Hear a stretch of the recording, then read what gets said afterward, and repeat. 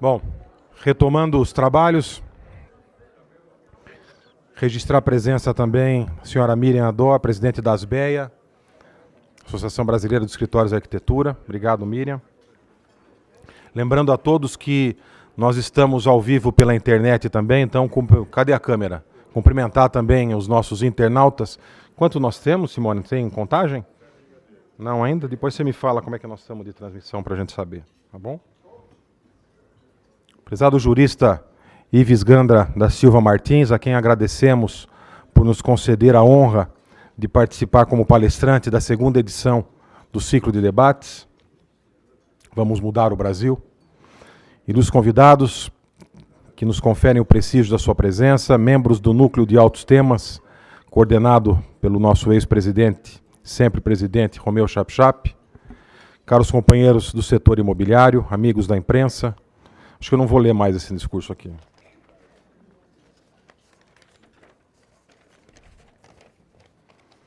Vou falar sem ler o discurso, acho que fica melhor. Vocês só me ajudam para não ficar muito tempo, Simone, com a palestra do Dr. Ives, tá bom?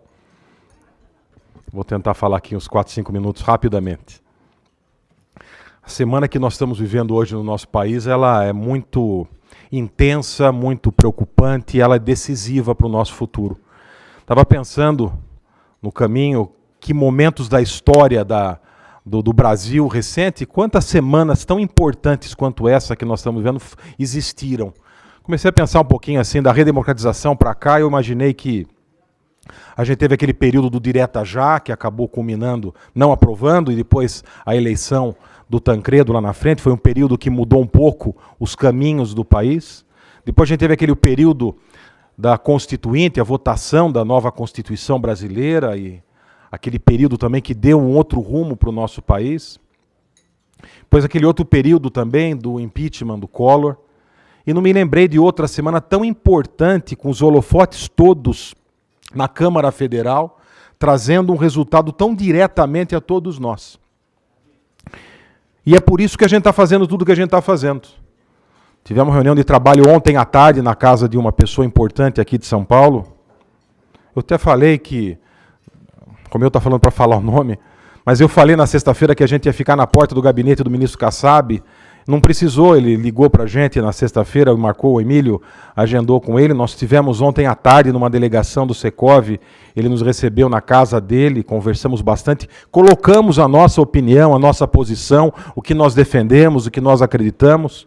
Deixamos a semente na casa dele, na cabeça dele, e tenho certeza que o que a gente falou vai fazer ele pensar e repensar no posicionamento dele no decorrer dessa semana. Temos um jantar importante hoje, amanhã nós temos o Summit, e à tarde nós vamos para Brasília com um grupo de diretores do Secov para que a gente possa fazer o corpo a corpo com os parlamentares. Eu chego depois do Summit direto para o jantar, e são 2 jantares para participar, e a presença institucional do presidente nesses jantares. A agenda da quarta-feira toda cheia, só com visitas e gabinetes, corpo a corpo, no Congresso, no corredor do Congresso, falando e com material, defendendo e mostrando por que a gente defende. Todos nós sabemos, a gente vive a queda que nós estamos tendo nos nossos estandes de venda. Eu recebi meus corretores hoje às 7h30 da manhã na minha empresa em Sorocaba, com a dificuldade de venda. Não vai gente mais no nosso plantão assinar contrato, e acho que todo mundo está vivendo isso. Vai um ou outro ainda para olhar, mas assinar o contrato e comprar, nós não estamos tendo isso. Os nossos lançamentos não acontecem, a queda foi de 37% aqui, segundo os dados divulgados por nós, o Secov. É muito forte o nível de desemprego que a gente está vendo. O nosso setor, todas as empresas, a gente conversa com as pessoas, a gente vê todas as empresas, eu devolvi um andar, devolvi 2 andares, demiti 40%, 50%, 75%. O Emílio deu um exemplo ontem numa reunião. A dificuldade que a gente está vivendo hoje, ela é real e é muito séria. E nós não temos outro caminho, porque o dia 18 de abril, que é segunda-feira, o país vai estar com outro... A gente não sabe o que vai acontecer. Nós temos 2 cenários previstos no dia 18 de abril. Um deles, se não passar pelos 342 votos, é de uma total ingovernabilidade, um racha no governo, numa divisão, num conflito até de classes. A hora que a gente olha o jornal hoje, abre e vê a página, acho que foi do Estadão, não me lembro, aquele muro sendo construído, acho que todos nós vimos isso. Aquilo ali está retratando, é um sinal que a gente está vendo ali de uma divisão, de um conflito, de uma situação muito preocupante que nós vamos viver de qualquer forma. E pode ser um pouco pior ou menos difícil, mas nós vamos ter muito problema, passando com os 342 ou não. Mas eu acho que vai ser pior se não conseguir os 342 votos. E é por isso que a gente está fazendo esse trabalho corpo a corpo, até criticado em algum momento, mas não por nós aqui, porque foi unanimidade dentro da nossa diretoria, do Conselho Consultivo, enfim, nós consultamos os nossos associados, é uma sondagem com os nossos associados, e eu tenho certeza que o que nós estamos fazendo é o melhor para o nosso país. E não tem nada a ver com preferência partidária, não é PMDB, PT, PSDB, PDMOC, não tem partido no jogo aqui. O jogo é um partido só que o Secov tem. Nós sempre tivemos um partido. O nosso partido é o Brasil. Nós temos que defender o nosso país, o que a gente acredita de coração que é melhor para o nosso país. Obrigado.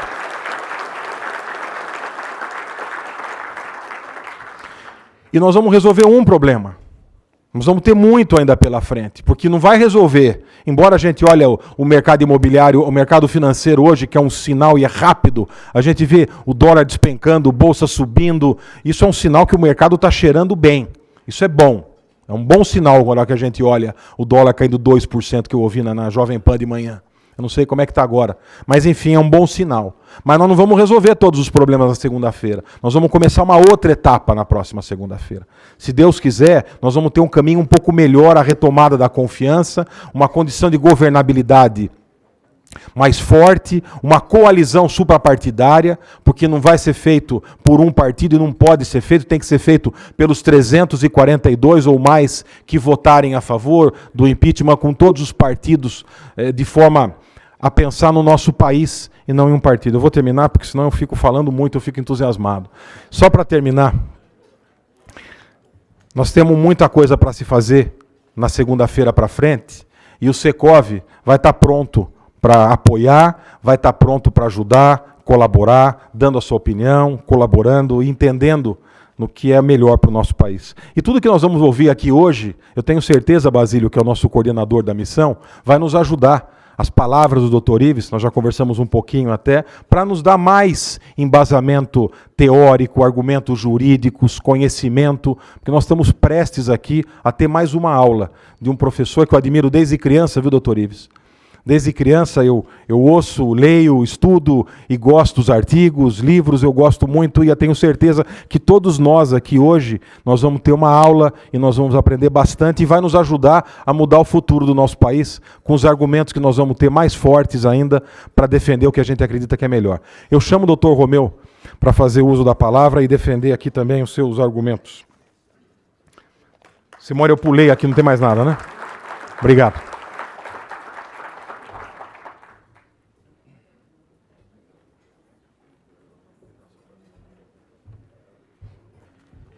Parabéns, Amari. Você vê que nós quando fizemos aquela sua posse, dia 29 de fevereiro, nós, ex-presidente do Secov, desde o Paulo Germanos, fizemos a apresentação dizendo, esse é o cara. Ele está mostrando que em praticamente um mês, ele está demonstrando realmente que era a figura para presidir o Secov neste momento. Parabéns. Meus amigos, companheiros, membros do NAT, do Secov, mais uma reunião importante.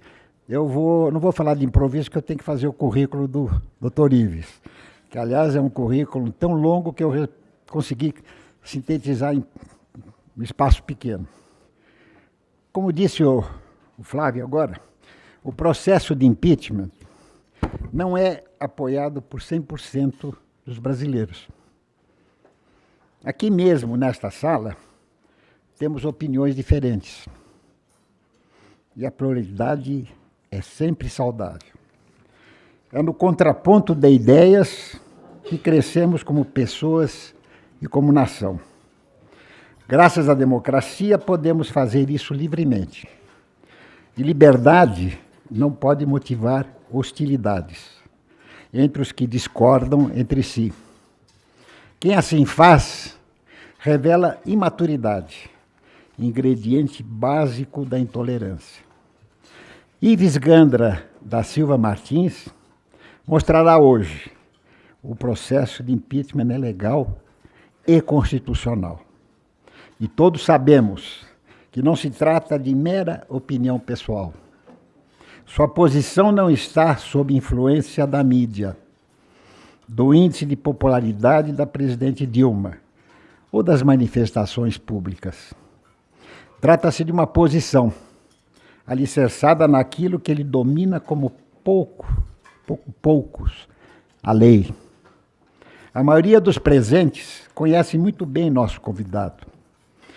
Em meio a várias referências que poderíamos selecionar no âmbito de seu admirável currículo, destacamos que nosso palestrante é professor emérito e professor honorário de várias universidades no Brasil e no exterior. Preside o Conselho Superior de Direito da FEComércio. É fundador e presidente honorário do Centro de Extensão Universitária do Instituto Internacional de Ciências Sociais e recebeu vários prêmios, condecorações e homenagens. Ainda é autor de mais de 40 livros individualmente. Pasmem, 150 em coautoria e 800 estudos sobre direito, filosofia, história, literatura e música, traduzidos em mais de 10 línguas em 17 países. Esse é o Dr. Ives. Ives Gandra é um brasileiro que nos enche de orgulho. Ives Gandra da Silva Martins é membro do NAT, desde sua criação em fevereiro de 2008. Esteve conosco como palestrante no dia 17 de março de 2010, onde abordou o tema Plano Nacional de Direitos Humanos. Que direitos? Que humanos? Que nação? Caros amigos e amigas, aprendemos desde cedo que não devemos julgar, mas a vida nos obriga a analisar, comparar e emitir, sim, um julgamento. O que não podemos é condenar. Isso cabe exclusivamente à justiça e a Deus. A questão do impeachment é, sem dúvida, também política, pois nossos representantes no Legislativo estão conscientes da deterioração de nossa economia, do crescimento do desemprego, hoje estimado em mais de 10 milhões de trabalhadores. Nossa imagem internacional está em queda livre. A decisão está nas mãos de nossos congressistas. Os fatos trarão, como estão trazendo, a verdade à luz. A partir deles, os parlamentares vão decidir.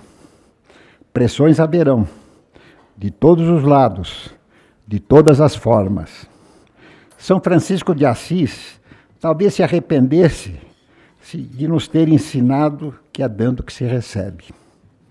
Afinal, não é de hoje que maus políticos distorceram esse valor, transformando-o no patético. Toma lá, dá cá.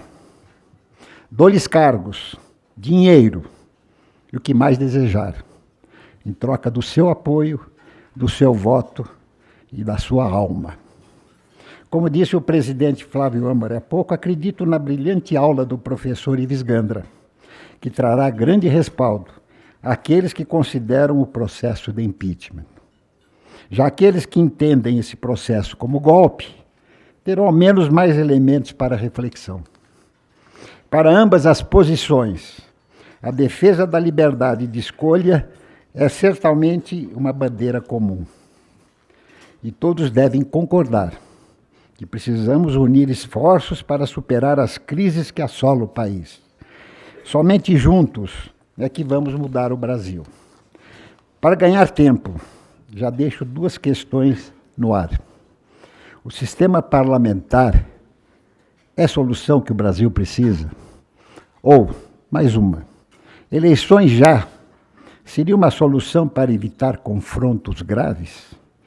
Com a palavra, o ilustre professor Ives Gandra.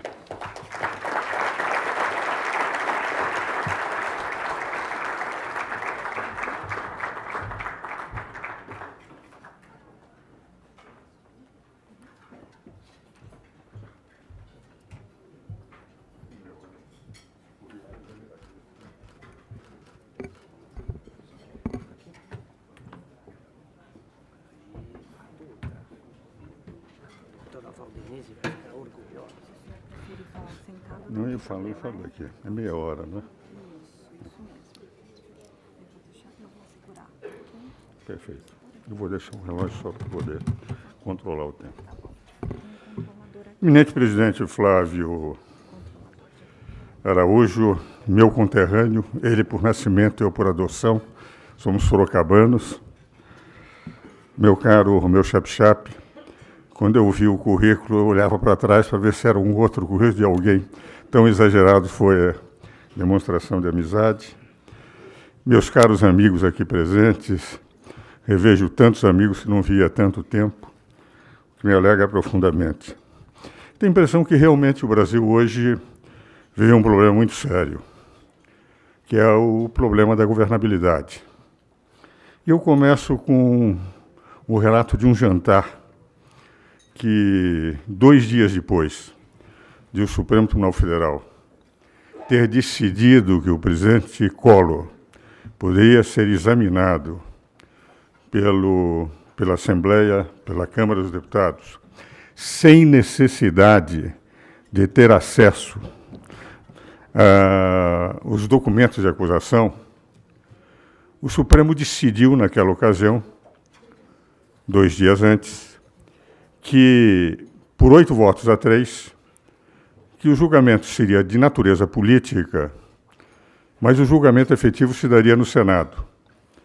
E que ele teria a ocasião de se defender no Senado, razão pela qual não precisaria ter acesso a 55 caixas de documentos de acusação contra ele.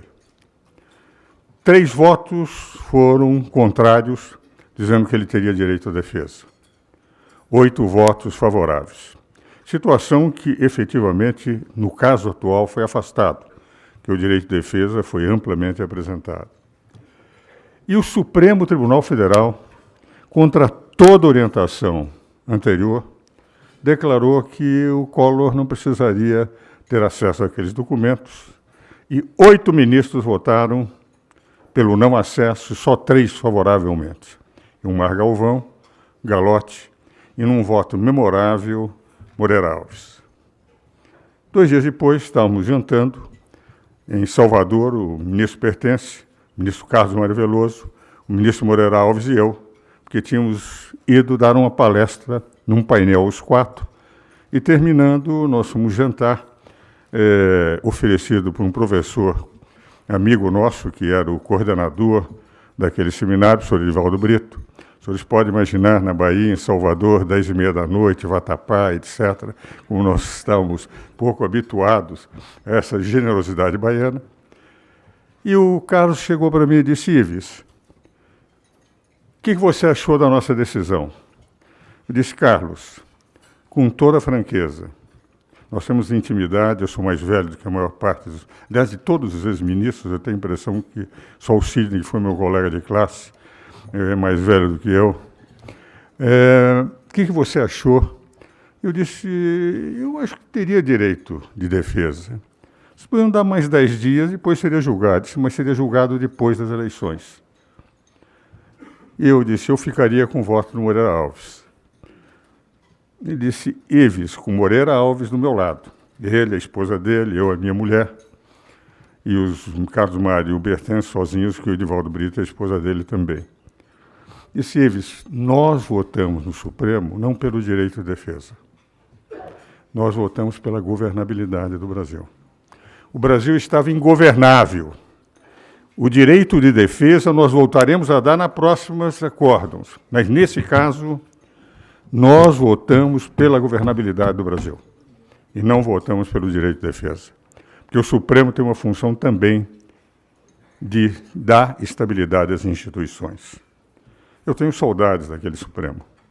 É um Supremo que, efetivamente, dava orgulho a todos nós. Sou amigo de todos os ministros da atualidade, mas é um Supremo hoje com maior protagonismo individual, desde que foi adotada a televisão, voltaram a ser vedetes de televisão, para as questões mais intranscendentes, tem necessidade de horas e horas para dizer que acompanham um voto, o que representa uma mudança completa, está lá, que aí está, sabe o que era antes e o que foi depois da televisão. Mas o certo é que a ingovernabilidade, aquilo que apresentou Flávio Araújo, me parece um elemento fundamental. Hoje o Brasil é ingovernável e será muito mais ingovernável na eventualidade de o impeachment não passar. Eu fui o primeiro cidadão a dar um parecer sobre impeachment, em janeiro do ano passado. E com elementos assim muito simples, de uma juridicidade que eu entendia que quando começaram a contestar, amigos meus, colegas meus, presididos por mim na Comissão de Reforma Política da Ordem, Dalmo Dall'Ade, que é um dos membros nossos da comissão, veja o seguinte, eu vou ler a lei porque quando se chega aos 81 anos, tem-se a impressão que a inteligência já ficou muito embotada, que a cabeça já não funciona mesmo, as pernas já não funcionam, imagine a cabeça pode estar. Então, eu queria que os senhores me acompanhassem a leitura para ver o que está escrito na Lei de Improbidade Administrativa. Artigo 11. Constitui ato de improbidade administrativa que atenta contra os princípios da administração pública qualquer ação ou omissão. Omissão. Que viole os deveres de honestidade, imparcialidade, legalidade e lealdade às instituições. Essa Lei 8.429 se pretendeu considerar inconstitucional. Porque diziam eles que como é que uma lei poderia punir por improbidade administrativa alguém que tivesse agido por omissão, quer dizer, não tivesse agido, deixasse roubar, deixasse esse escândalo que nós vimos aqui e que já houve em outras administrações. E o Supremo Tribunal Federal, na ADIM 2182, disse que a lei era rigorosamente constitucional. O que vale dizer, culpa grave, que é omissão, deixar roubar, deixar saquear, bilhões e bilhões de reais, dizer que não houve omissão do governo.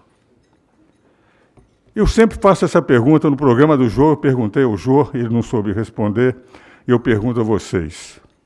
Quanto dura 1 bilhão de segundos? 31 anos e meio. 1 bilhão de segundos, papai, eu tenho 3 segundos. 31 anos e meio. Roubaram o Brasil em bilhões e bilhões de reais, como se não fosse nada. Eu sou inocente, eu não sabia que eu só era cercado de ladrões. Esta lei que diz em omissão, eu nem sabia que havia uma lei de omissão. E é golpe.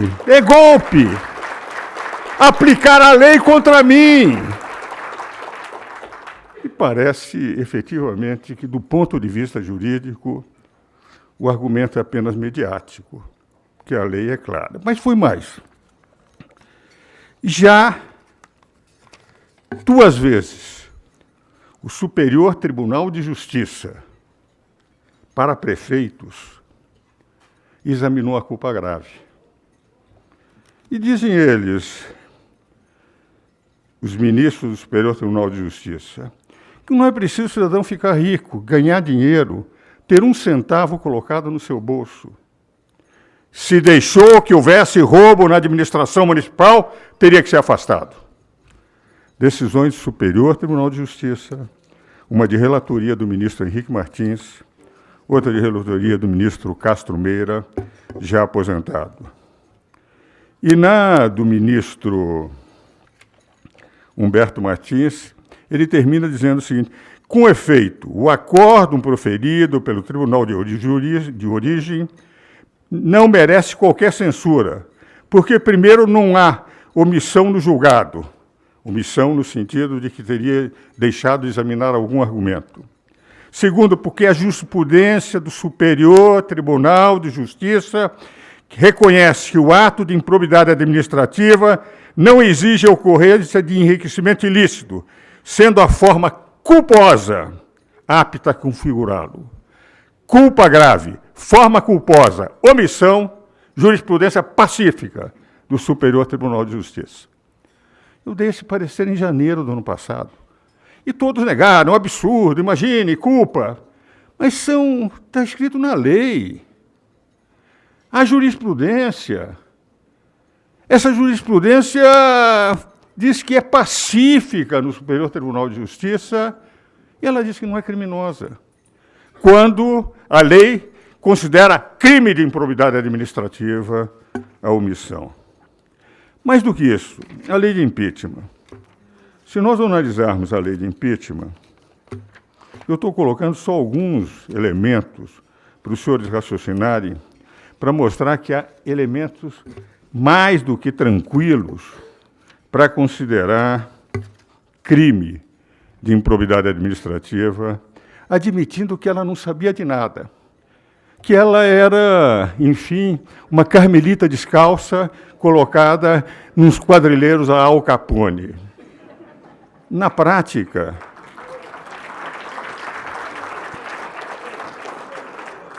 a lei de impeachment declara no seu artigo 9, são crimes de responsabilidade contra a probidade na administração não tornar efetiva a responsabilidade de seus subordinados quando manifestem delitos funcionais ou na prática de atos contrários à Constituição. Ora, o que foi sendo desventrado pela Lava Jato, as pessoas continuavam até ser presas. Durante 8 anos, a Petrobras foi saqueada, quando ela era presidente do Conselho, quando ela era ministra de Minas e Energia, quando ela era presidente da República, cercada de pessoas como a Erenice, que está sendo indiciada, cercada pela ministra Rosimeire, que está sendo indiciada. Quer dizer, todos os que estão ao lado dela, o seu tesoureiro de campanha está preso. Está preso aquele que fez toda a sua campanha, que fez aquele discurso mentiroso, enganoso, de que o Brasil ia bem quando ia pessimamente por causa das pedaladas fiscais. O seu marqueteiro que fez o discurso dela no maior estelionato eleitoral, não sou eu que digo, é a Folha no editorial dela, está preso, cercada de bandidos de tudo quanto é lado, e ela não tem culpa nenhuma, que é golpe. Golpe é o que eles estão dando contra o Brasil. É o que eles fizeram no Brasil. Golpe financeiro, golpe econômico, golpe de corrupção. E eu digo isso, um velho de 81 anos, profundamente entristecido, porque meus filhos, meus netos aí estão, e é esse Brasil em que eles têm que viver, num país que gostaria de que a moralidade fiscal, a moralidade fosse o elemento fundamental. Isso é o que eu pus no meu parecer em janeiro do ano passado. Havia mais do que sólidos argumentos para já se pedir o impeachment. De lá para cá foram aparecendo os novos elementos. O primeiro deles, as delações premiadas do juiz Sérgio Moro. O senador Delcídio não era um senador qualquer. Dos 81 senadores, um desses senadores era o líder do governo durante 6 anos. Era o homem que representava o governo. Era o homem que falava em nome do governo. Era o homem que apresentava todos os argumentos favoráveis ou contra as políticas do governo. É o homem que fazia os acertos, que fazia os acordos. Esse homem cita a presidente Dilma 71 vezes. O presidente Lula 178 vezes. Delação de uma das empreiteiras que reconhece estar devolvendo dinheiro. Andrade Gutierrez. Citado que eles sabiam de tudo. E seria difícil não saber. Eu pergunto a todos os senhores que são empresários. Os senhores podem administrar uma empresa durante 8 anos sem saber que está sendo roubada, como foi a Petrobras? Os senhores seriam uns incompetentes monumentais. Dizer que ela era omissa nisso, quando todas as relações apontam para ela e para o presidente Lula. Por outro lado, o próprio presidente Lula, eu pergunto aos senhores, O Guimarães Rosa tem algumas frases, eu, por exemplo, gosto muito, uso uma delas para minha bengala, em que ele dizia que o sapo pulava por precisão e não por boniteza. Eu também uso bengala não por boniteza, mas por precisão. Mas ele tinha uma outra frase em que dizia o seguinte: a corcunda dos tolos é o puleiro dos espertos. Eles pensam que nós somos todos tolos. Veja o seguinte: compreende-se que a maior adega de vinhos estrangeiros no Brasil esteja num sítio que não seja do presidente Lula? Os senhores sabem que isto, algumas dessas garrafas de vinho, há garrafas de $10 mil, segundo os membros da Polícia Federal. Embora ele tenha dito que ele não distingue rótulo de vinho estrangeiro e de vinho nacional no depoimento. Corcunda dos tolos, puleiro dos espertos. É racional que a empresa do presidente Lula tivesse recebido R$30 milhões, Jornal Nacional, por palestras que ele deu para 4 empreiteiras, todas elas envolvidas, e palestras que ninguém viu, não se sabe onde foi, não se sabe o tema. R$400 mil por palestra! É o orador secreto mais bem remunerado de toda a história do mundo, neste mundo e em qualquer outro mundo. E nós temos que acreditar, como ele dizia numa ligação telefônica, eu sou o orador mais bem remunerado do mundo, melhor que o Clinton. O Clinton, quando dá palestras, é anunciado 3 meses antes.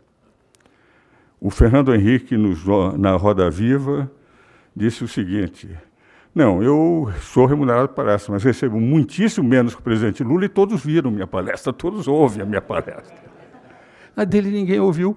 R$30 milhões, com um pagamento de 1.700.000, com serviços que estão sendo apurados, que não se sabe quais são os serviços, para a empresa do filho dele e do Jacob Bittar, do filho do Jacob Bittar, que, entretanto, é dono de metade do sítio, e que ele comprou por R$500 mil. Quer dizer, pelo menos um ponto de interrogação sobre a honestidade do mais honesto homem do mundo, nem o Papa se assemelha a ele, diz, pode ser igual, eu duvido.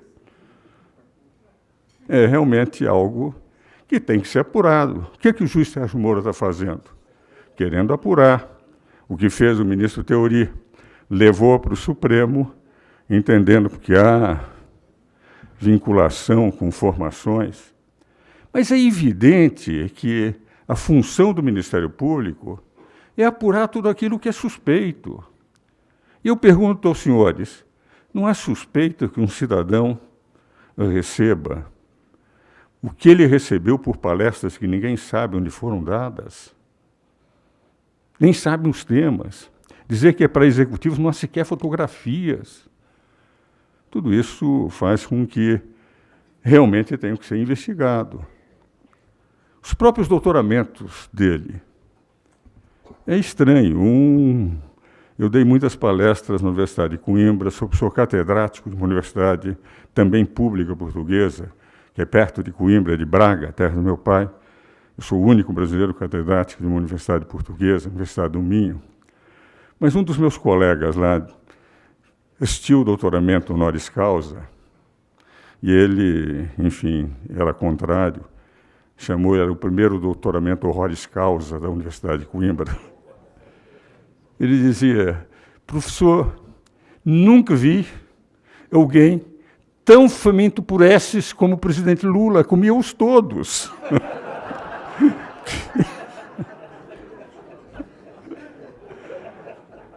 Quer dizer, na prática, isso não é para invernizar culturas. Os senhores têm a Universidade de Secov, eu creio que os senhores exigem titulação dos professores, ele não precisa.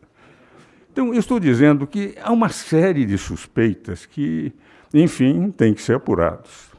Mas vamos agora aos 2 pontos que me parecem fundamentais, eu estou vendo o tempo correr aqui. Em primeiro lugar, as pedaladas fiscais, que é o tema. Em segundo lugar, o problema da indicação do presidente Lula e o balcão de negócios que se tornou o Palácio Planalto para evitar o impeachment. Pedaladas fiscais. Quando nós discutimos na Constituição, eu participei de audiências públicas, o Ney Prado assistiu o dia em que eu fui interrogado pelos constituintes. Fiquei praticamente um dia de manhã, das 10 horas até 3, 4 horas da tarde, apresentando minha proposta de sistema tributário.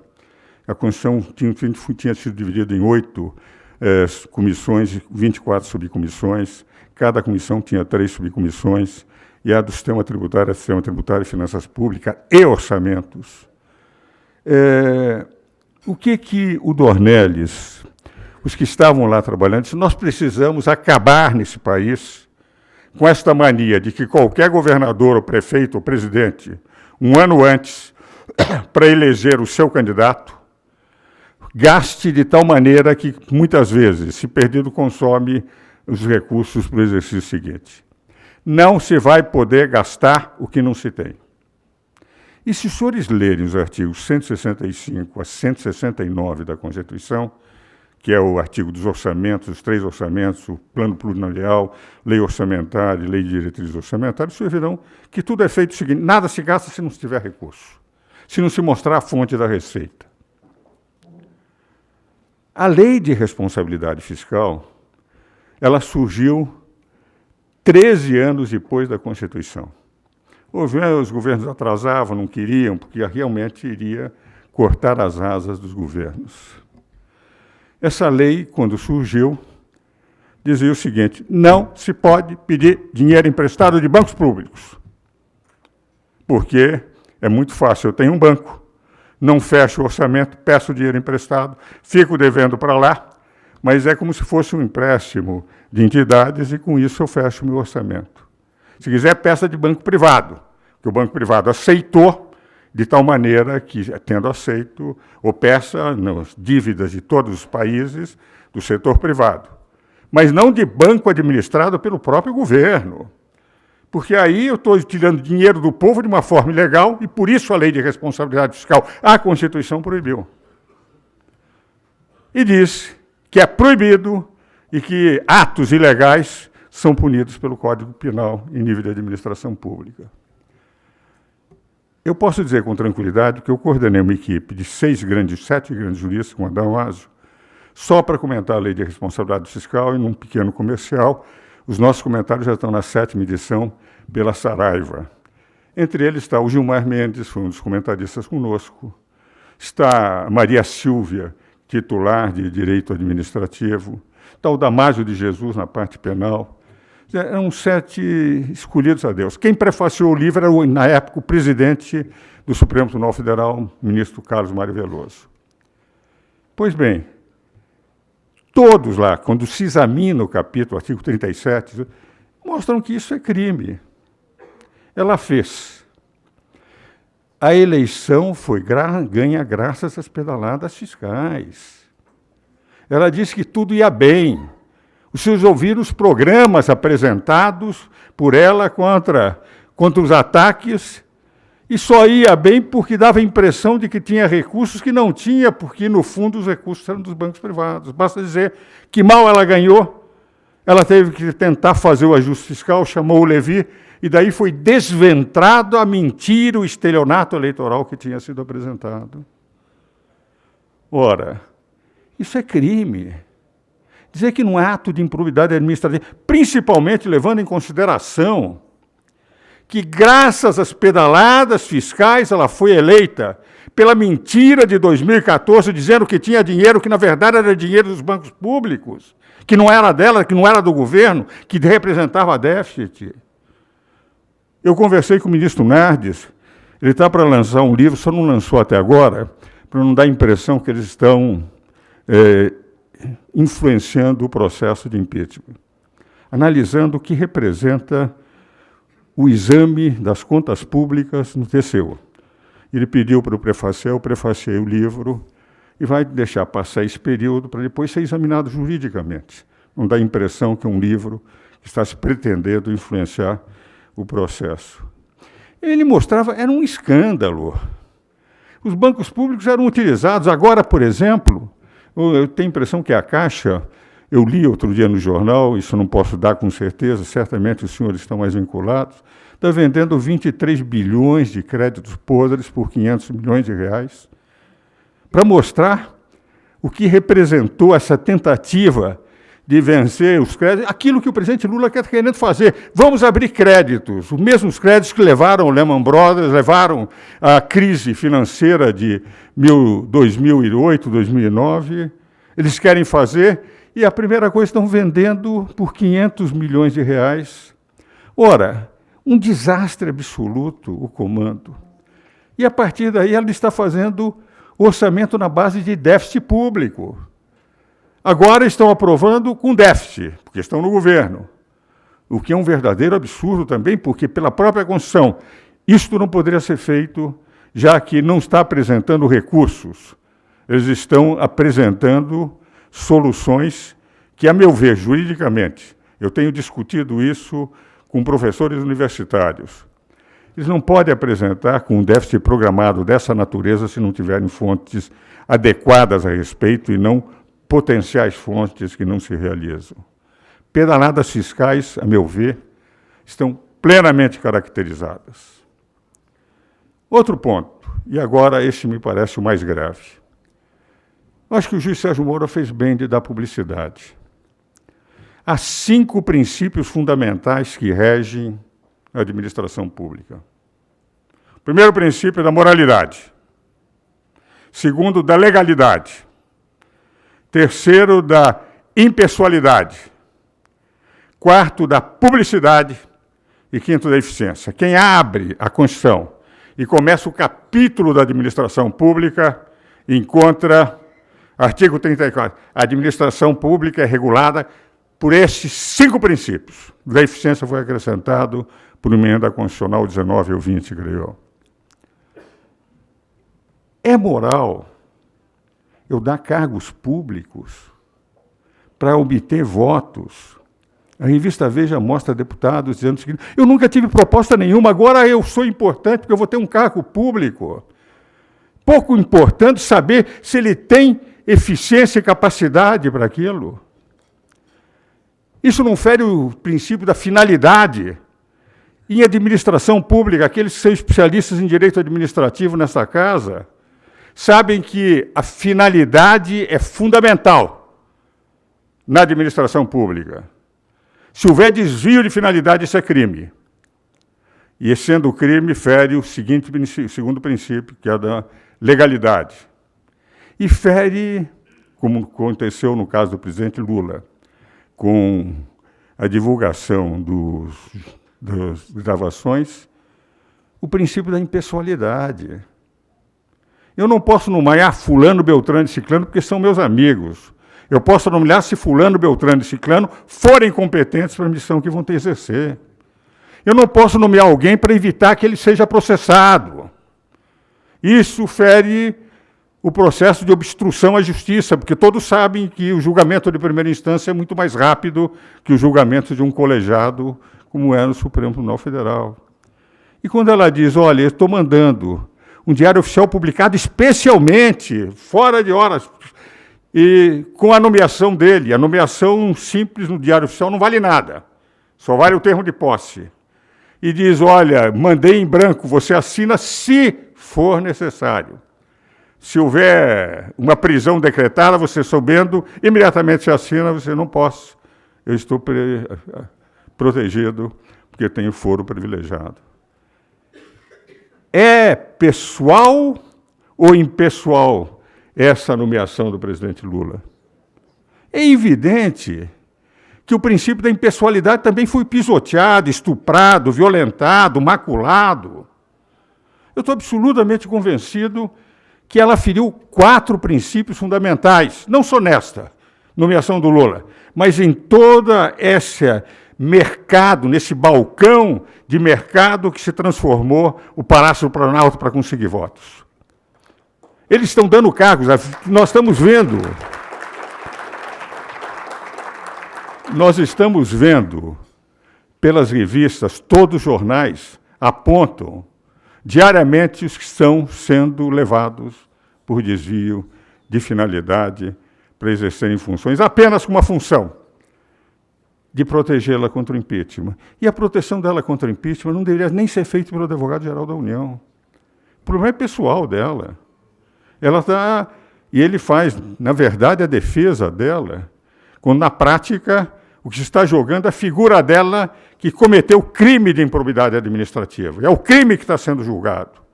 E o crime não deveria ser julgado, porque é individual, por poder público. E a própria nomeação do procurador-geral, do ministro da Justiça. Então, Lula, eu pergunto a você, que é conselheira da Ordem e que manda em todos, eu mesmo sinto sempre comandado por você na Ordem, fui conselheiro 8 anos, presido comissões lá. Então, Lula, se eu fosse advogado do Romeu Chapchap contra o Flávio Araújo, e na metade da causa, recebendo todos os elementos que ele me deu, disse, não, eu não vou ser mais seu advogado, eu vou ser agora advogado Flávio Araújo contra você, o que aconteceria? Flávio Mari, perdão, eu estou sempre com o Flávio Araújo, eu não sei, você me perdoa, Flávio. Imagine sendo conterrâneo fazendo um erro dessa natureza. Você atribui aos meus 81 anos, está certo? Mas o que aconteceria na Ordem, Tarulá? Seria imediatamente suspenso e, eventualmente, perderia o direito de advogar. Como é que um procurador da República, que oficiou na Lava Jato, que estava investigando o governo federal, que tinha dados exclusivamente secretos, que só pertenciam ao Ministério Público, saber quando... Ele deixa o Ministério Público ser ministro da Justiça para defender o governo contra a Lava Jato. E não se toma medida nenhuma. A Ordem de São Paulo representou contra, porque não poderia ser. Então está tudo errado em nível de administração. Tudo isso, a meu ver, são crimes de responsabilidade, porque o que está se fazendo é tornar absolutamente imoral, primeiro princípio da administração pública, a administração da presidência Dilma.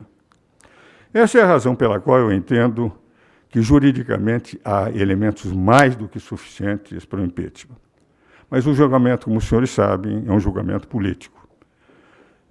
Collor foi absolvido pelo Supremo, mas politicamente julgado pela Câmara dos Deputados e depois pelo Senado. Presidido pelo Senado.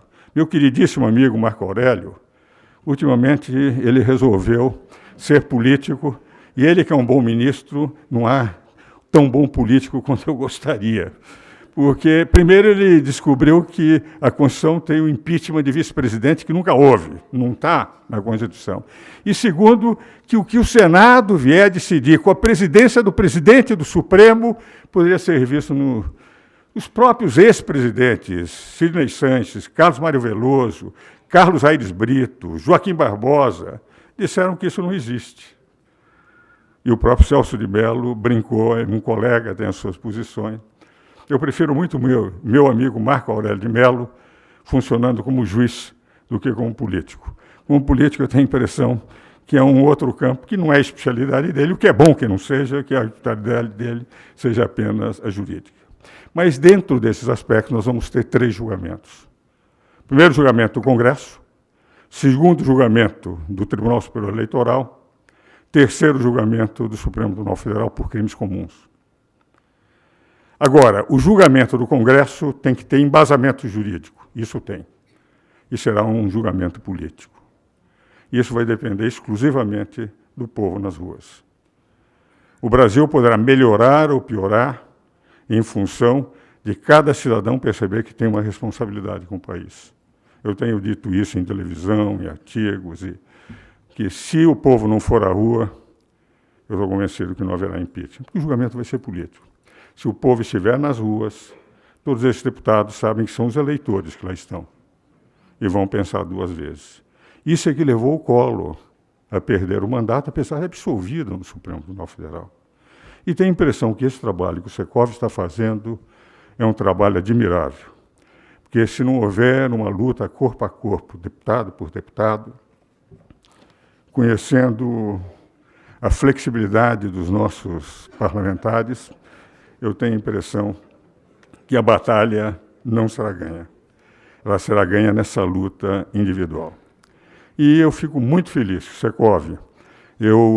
Quando o Romeu me convidou para participar da fundação do NAT, eu concordei imediatamente, porque eu achava que um centro de reflexão sobre problemas importantes da nacionalidade é fundamental num país que tem poucos desses centros de estudos verdadeiros sobre a realidade, que efetivamente estavam criando um núcleo. E o que vocês estão fazendo hoje, a meu ver, é a melhor forma de exercício de cidadania.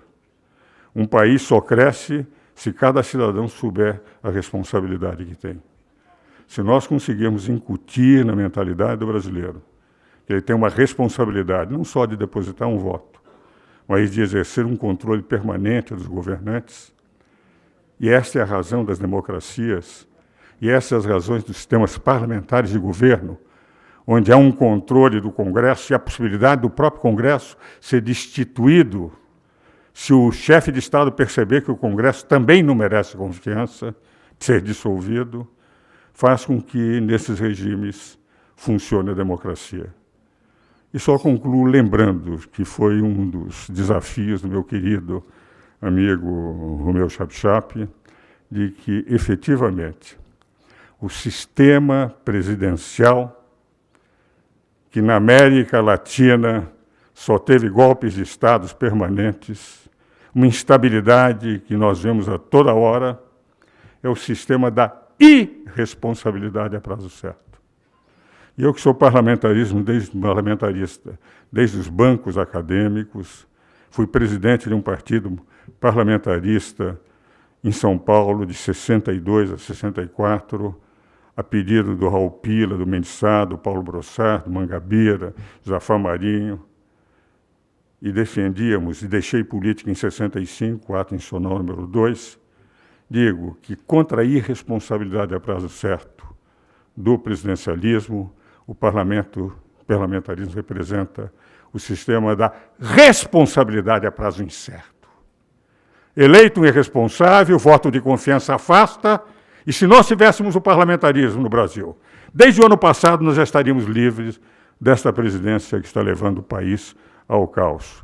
Por essa razão, a sua resposta, e com isso eu termino, é de que o parlamentarismo é o melhor sistema. Com uma outra forma.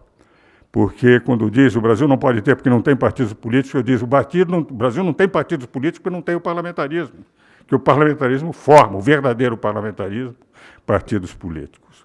Meus caros, era um pouco que eu queria trazer de reflexão aos senhores, na certeza que tudo isso que eu disse os senhores já sabiam, mas o trabalho que os senhores estão fazendo é o mais puro exercício de cidadania que dá a esse velho coração de um velho de 81 anos a certeza de que o Brasil ainda pode ser salvo. Muito obrigado. A gente vai para lá naquele momento.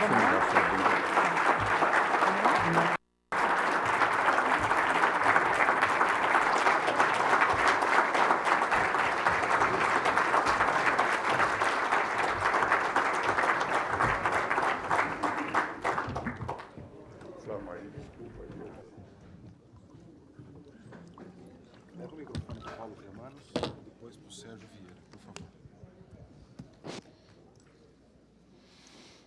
Obrigado, doutor Ives. Tenho certeza, e tenha certeza, que foi uma aula. Como cidadão sorocabano que somos, está perdoado já pelo nome, não tem nenhum problema. O Paulo já fez um bilhetinho ali, falou, olha, se ele falar de novo, dá um bilhetinho para o doutor Ives, não tem problema. Mas fala Amari. Amari. Mas, enfim... Não.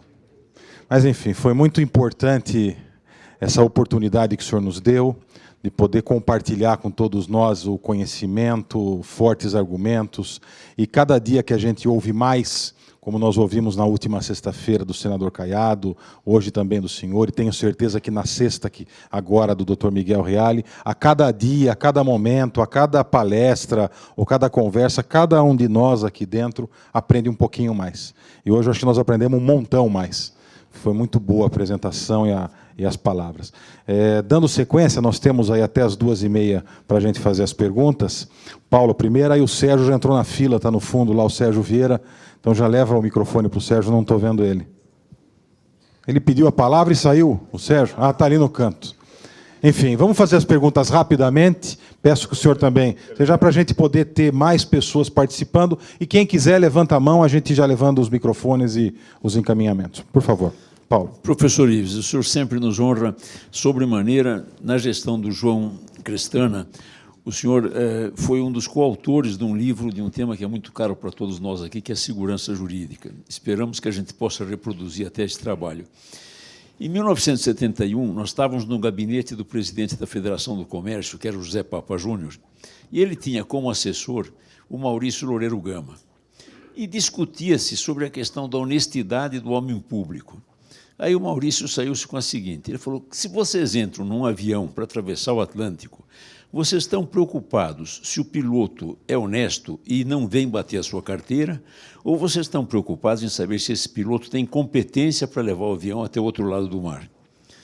Então, o senhor abordou isso no início da sua palestra sobre a questão do que constitui a honestidade do homem público.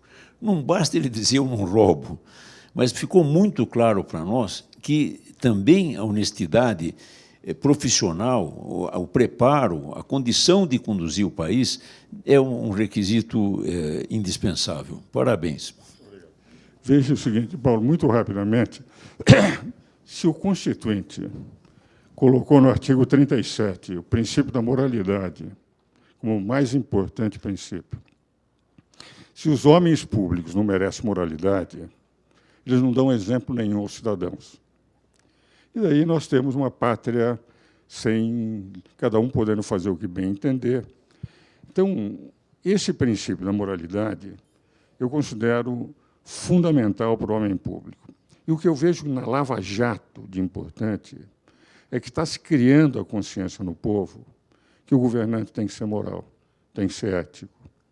Antes tinha uma lassidão moral impressionante. Todo mundo fazia o que bem entendia, certo de que nunca seria condenado. Agora, não. Nós estamos vendo condenações uma atrás da outra. Então, isso faz com que eu creio que o Brasil será diferente depois da Operação Lava Jato. E qualquer que seja o resultado de domingo, se ficarem no governo, eles vão continuar com novos pedidos de impeachment. Por exemplo, o pedido da ordem poderá ser encaminhado com argumentos muito mais poderosos que só das pedaladas fiscais. Mas eu creio que, para as próximas eleições de 2018, nós já vamos ter uma mudança muito grande, entende, na competência do eleitor. Agora, eu não gostei da comparação do Loureiro, porque uma coisa é o seguinte, o piloto, se ele é honesto ou não é honesto, pouco me importa. Agora, o político me importa porque ele trabalha com o meu dinheiro. Então, a honestidade dele. Essa é a razão por qual eu não concordaria com o nosso amigo, eu me lembro do Loureiro, quando ele dizia isso. Né? Sérgio Vieira, depois é aqui no centro. Aqui, depois Sérgio, depois aqui no centro. Flávio, eu tenho mais que ao eminente jurista Ives Gandra, eu tenho uma questão que eu queria colocar ao filósofo, ao humanista, ao sábio Ives Gandra, uma questão que eu acho que vai mais para o ramo da psicologia e da psiquiatria do que do legal. Li um livro há muitos anos atrás de Bernard Shaw, e ele dizia que, numa certa passagem que me marcou muito, que os seres humanos, em geral, têm mais dificuldade em acreditar nas provas que em suas próprias convicções. E esse ponto me martela volta e meia.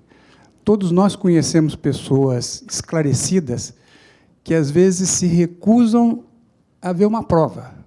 Quando o senhor fala das provas num solo fértil, com quem concorda com elas, é uma ovação, é um aplauso direto.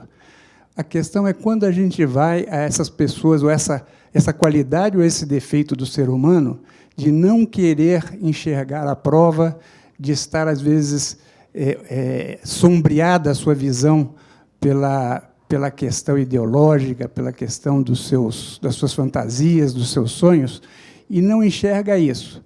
Então, quando a gente olha os nós e os eles, eu acho que tem uma tribo que talvez seja doutrinável, possa abrir os olhos, desde que bem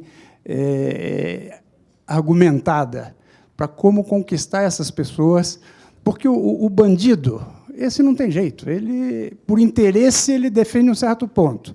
Agora, há pessoas que eu sinto que precisam ser melhor esclarecidas e que não basta mostrar as provas. Precisa algo mais de psiquiátrico, como eu falei. É uma questão um tanto complexa, professor, que talvez possa provocar uma reflexão sua e, quem sabe, um artigo a ser publicado. Eu vou colocar o seguinte. 2 romances que eu li quando era jovem.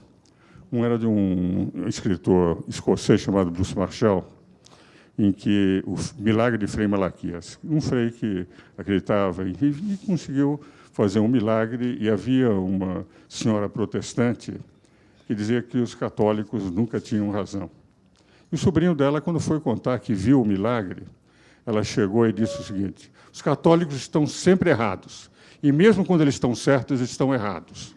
Quer dizer, na prática, os ideólogos não querem acreditar. E um outro romance de uma escritora que era esposa do Jean-Paul Sartre, Simone de Beauvoir, ela escreveu o livro Le Mandarin, e conta, logo depois da Segunda Guerra Mundial, quando havia um jornal comunista chamado L'Humanité, na França. Eu estudei na França em 1953, então eu peguei ainda um pouco desse ambiente.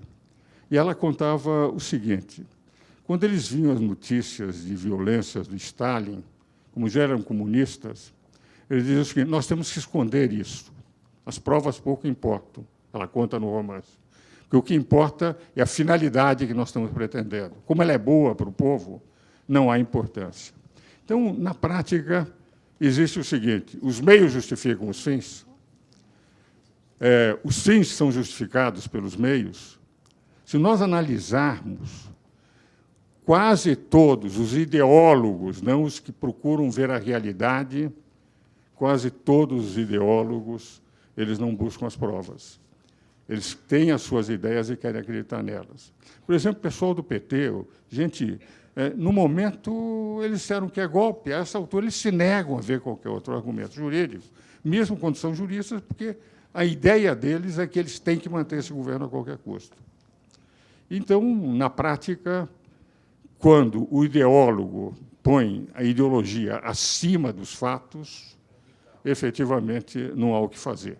O que se procurar é esclarecer pouco a pouco. Eu diria o seguinte: Hegel, uma vez, aquele grande filósofo, foi contestado por um dos seus alunos. Ele foi o pai do idealismo na filosofia. E o aluno disse: mestre, eu vejo uma profunda diferença entre as ideias e os fatos, entre as suas ideias e os fatos. E a resposta do Hegel foi a seguinte: pior para os fatos. E é exatamente o que acontece com os ideólogos. Muito bom, muito bem. Peço só para se identificar e ser breve, por favor. Boa tarde, Márcio Pérez, da Manpower Group, N-Help Brasil. Dr. Ives, parabéns. Parabéns ao Flávio e ao Romeu Chapchap pelo tema. Fazia tempo que eu não ouvia alguém falar e me voltar a sentir motivação pelo Brasil, ainda mais com a reportagem de ontem da Veja, que eu comentava aqui na mesa, né, o deputado dizendo: eu nunca ganhei nada em política, porque eu não vou aceitar agora, né? E pela manhã, lendo o jornal, colocando Lula em primeiro lugar nas pesquisas de votos para eleições. Então, nos deixa extremamente preocupados e sem visão de futuro. E com a sua visão de inteligência, de capacidade, de moral, nos traz realmente lutar. E qual que é o rumo, de repente? Então, não é a gente brigar por isso, pelo impeachment, o que seja, mas sim mudar o sistema de governo para o parlamentarismo, como o senhor disse. E uma outra pergunta é sobre o novo governo, novo partido que está sendo trabalhado, idealizado e tal, que teve uma palestra recente que o senhor colocou sobre ele. O senhor está por trás, faz parte do partido, e seria uma visão para a gente acreditar e poder apoiá-lo? Veja o seguinte: em primeiro lugar, sobre o parlamentarismo, por que funciona no mundo? O sistema misto, o sistema de voto distrital, o sistema puro. Porque há 4 instrumentos que funcionam no parlamento simultaneamente. Separa chefe de Estado e chefe de governo. Então, não se mistura, no presidencialismo mistura. O chefe de Estado dá estabilidade às instituições. O chefe de governo, se não for bem, é afastado. Afastado por quem? Pelo Congresso. Se o parlamento começar a afastar diversos chefes de Estado, chefes de governo, o chefe de Estado tem o direito de dissolver o parlamento. Então, o parlamento tem que ser responsável, que pode também voltar mais cedo para casa. O chefe de Estado tem que ser responsável, chefe de governo, que pode voltar mais cedo para casa. E o chefe de Estado não está envolvido nisso. Burocracia profissionalizada. Não existe amigos de rei. Obama tem 4 mil não concursados. A Dilma tem 113 mil não concursados. Merkel tem 600. 600. O PIB maior que o do Brasil. Então, na prática, burocracia profissionalizada é essencial no parlamentarismo. Banco Central autônomo, para que nas quedas de governo não haja problemas maiores. Então, burocracia profissionalizada. Voto de confiança. Chefe de Estado separado de chefe de governo e Banco Central autônomo e a dissolução incondicionada do Congresso. Isso funciona em qualquer parte do mundo. Tailândia tem sistema parlamentar, na Índia matam primeiro-ministros, mas o sistema funciona. Enquanto que no Brasil, na América Latina, quantos golpes nós tivemos no Brasil depois de 1898, 99, quando foi proclamada a República? Na prática, Deodoro pensou que tivesse derrubado o gabinete e não proclamado a República. Ele leu no dia seguinte que ele tinha proclamado a República. É isso que os historiadores contam.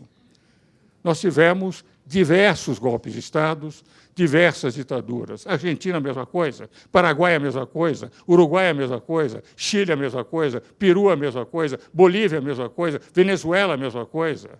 Todos os países da América Latina viveram isso. O sistema parlamentar de governo não funciona. Mas presidencial de governo não funciona. Então, isto me parece. E sobre o Partido Novo, eu não sou de nenhum partido.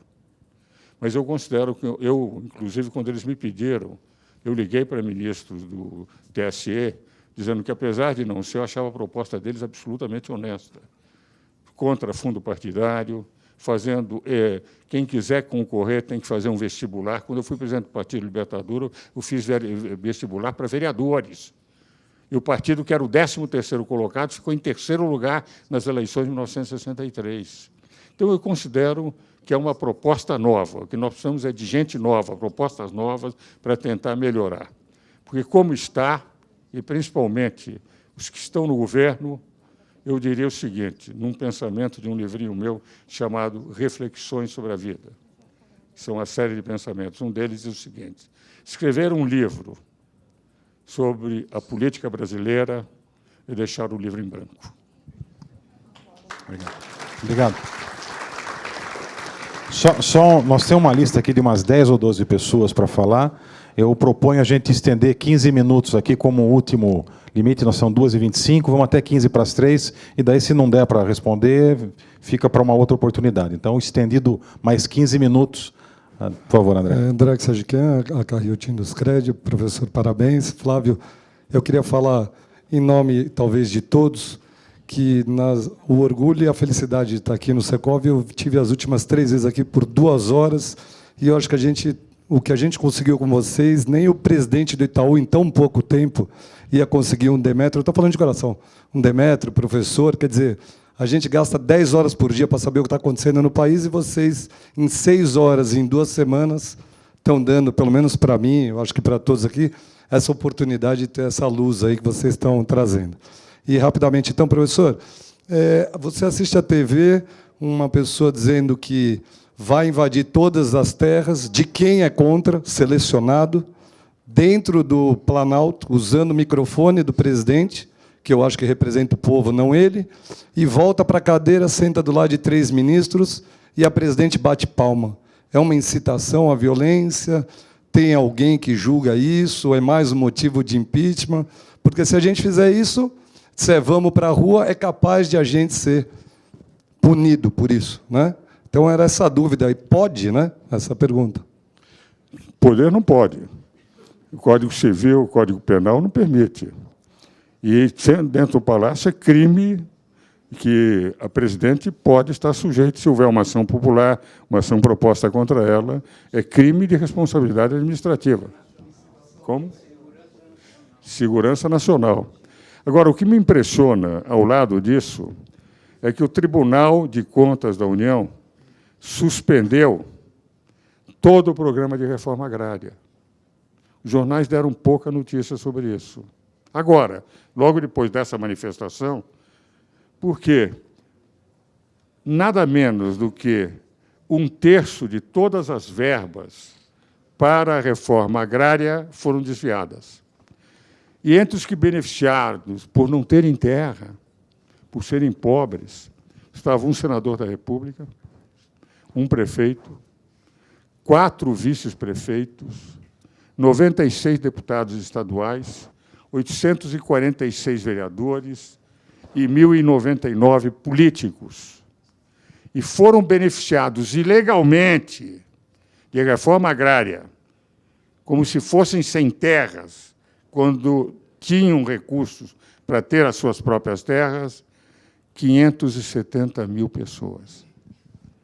Se isto não é crime de responsabilidade, o tribunal suspendeu, o Tribunal de Contas. Eles não podem fazer nada até que seja apurado tudo isso. O Nardes me contou algo impressionante. Bolsa Família. Ele mostrou que 15% da Bolsa Família era desviada para quem tinha recursos, dos quais 550 vereadores recebiam Bolsa Família. E 1/3 deles tendo carros. E ele comunicou ao Palácio, para que o Palácio agradeceu, o Tribunal de Contas está nos auxiliando. Mas é evidente que não há nenhum controle. O Brasil está à deriva. E quando dizem que nós estamos com um poço, procurando visualizar o fundo, com esse governo vai ser um poço sem fundo. Nós só vamos começar a encontrar no dia que tivermos um outro governo. Sem que eu tenha nada contra o presidente Lula, contra o presidente Dilma, mas a administração deles é a mais desastrosa administração que o Brasil teve na sua história desde a independência. Professor, é um privilégio estar com o senhor aqui. Acho que todos nós sentimos o mesmo. Aliás, todos nós temos aprendido nos últimos 10, 15 anos muito sobre o conceito de falácia, né? Mentiras que se repetem à exaustão acabam virando algo muito parecido com uma verdade. E nós temos escutado nos últimos momentos a repetição de que qualquer coisa feita em 2014 ou 2013 não se presta a convalidar um crime de responsabilidade, porque seria de um mandato anterior. Isto confundindo o que está na lei de mandato e funções. Só que isso tem sido repetido tantas vezes que os deputados e os senadores e todos que julgam ou que comentam isso na imprensa tendem a encarar isso como se verdade fosse, né? Então, todos falam, tudo o que aconteceu de 2014 para trás não vale para estabelecer crime de responsabilidade. Como o senhor vê isso e como a gente poderia, cada vez mais, divulgar o que é realmente a verdade e não a falácia? Há diversas manifestações a respeito.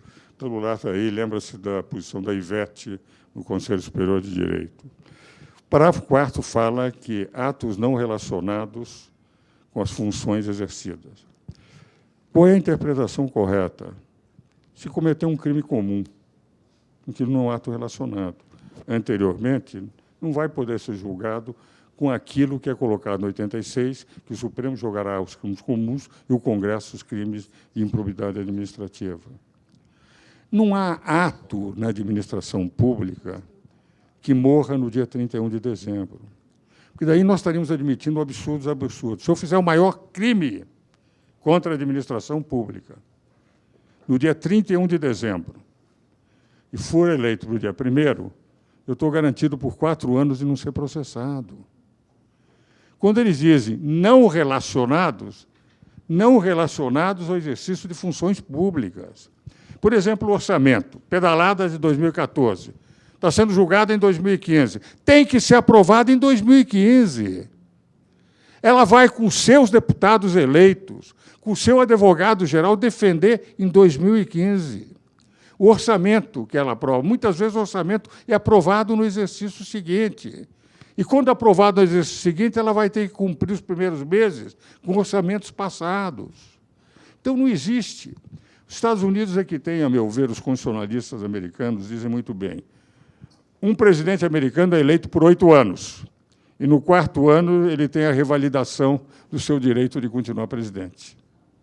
Porque é isso, porque a chance de quem está no cargo é, evidentemente, muito maior de quem não está no cargo. Então, me parece que essa tese... Nós rebatemos o Conselho Superior de Direito com juristas do mais alta expressão, ministro do Supremo, Ezek, Nelson Jobim, com juristas, professores de universidades, com o Bernardo Cabral, que é conselheiro nosso, relator da Constituinte, todos eles aprovaram de que essa interpretação é falaciosa, é conivente e conveniente, mas não é jurídica. Obrigado. Peço ainda para a gente manter a velocidade nas perguntas aí. Gil é o próximo, depois Emílio, depois aqui no fundo, e o Ricardo. Doutor Ives, nos preocupa muito o aparelhamento do Supremo. O senhor acha que as posições estranhas que o ministro Marco Aurélio de Mello vem tomando se dá meramente por causa da nomeação da sua filha pela presidenta Dilma? Perfeito. Veja o seguinte, eu conheço muito, sou muito amigo do Marco.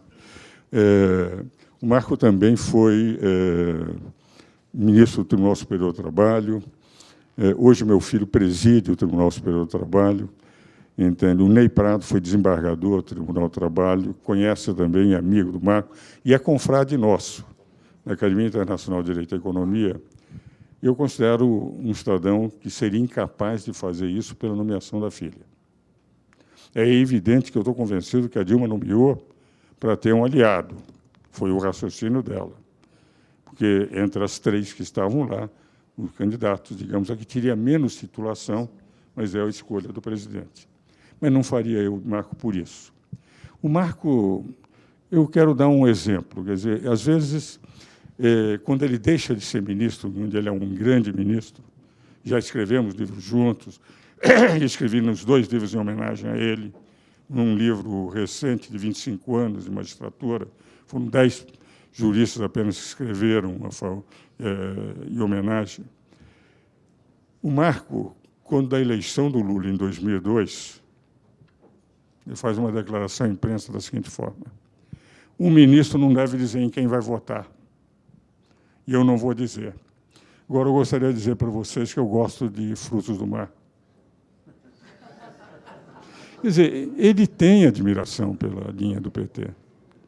Na verdade, eu estou convencido que ele seria incapaz, pela nomeação da filha, fazer isto.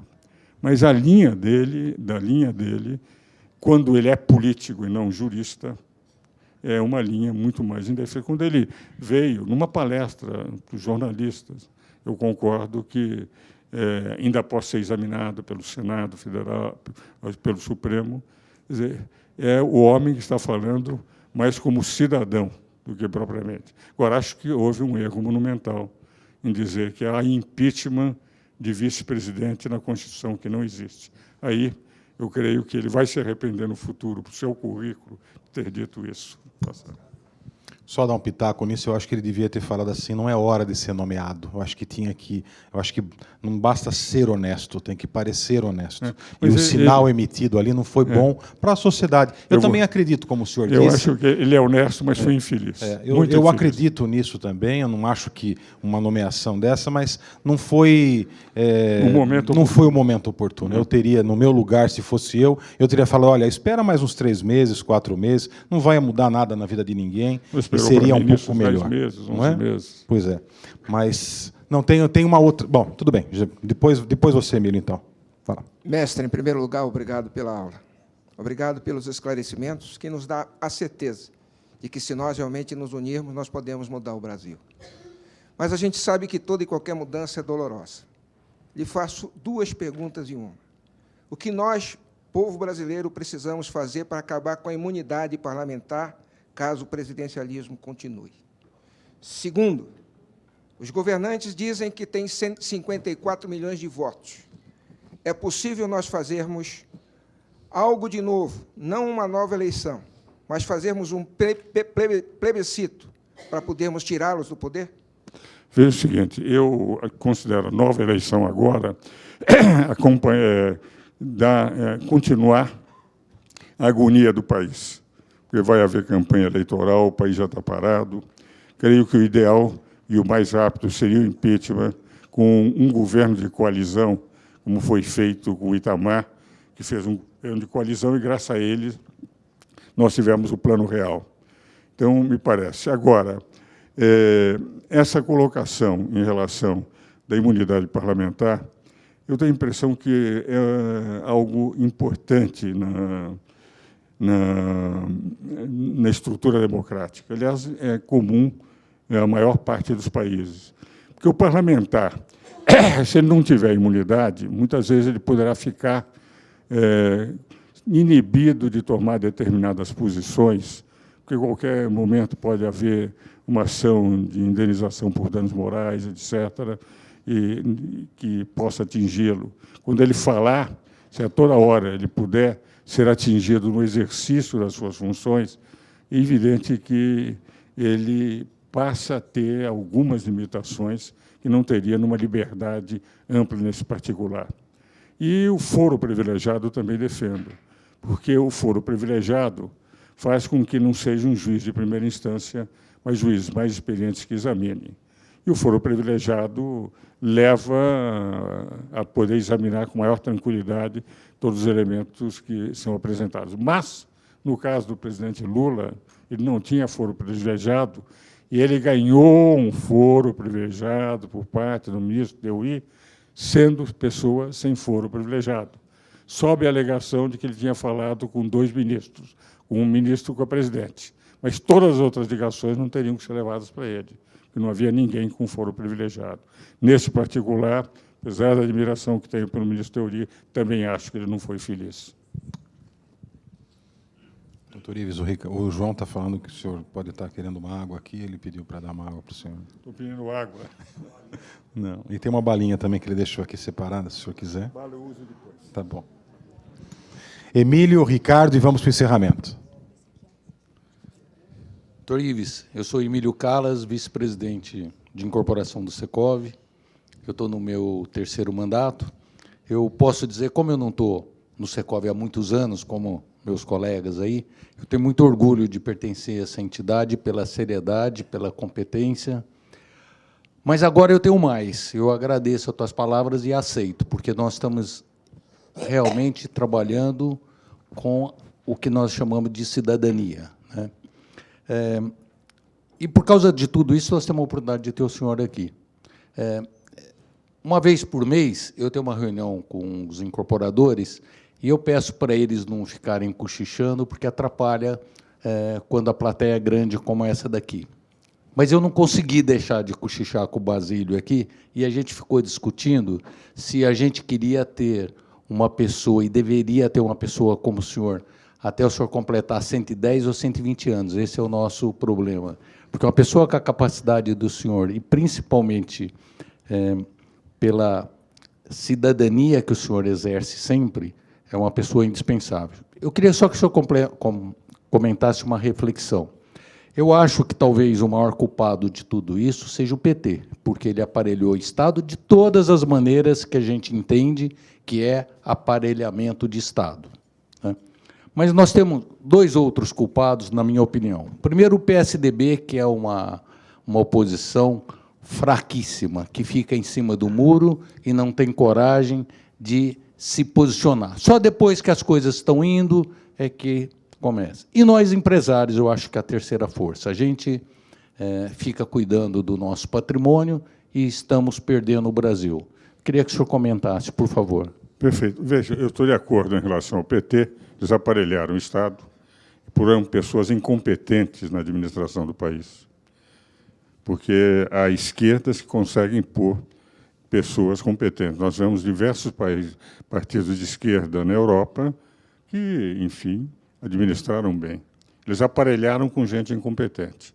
Parece que são 113 mil amigos do rei que estão colocados sem competência nenhuma.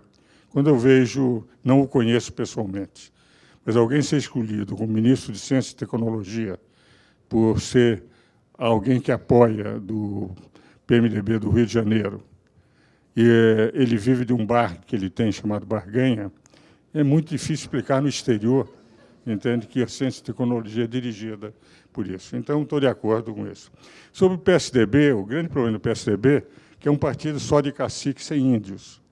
E quando cada cacique é dono, mas não tem, quer dizer, eles não se entendem. Quer dizer, tem gente competente, mas a briga interna deles faz com que eles não consigam ser coerentes numa oposição, entende?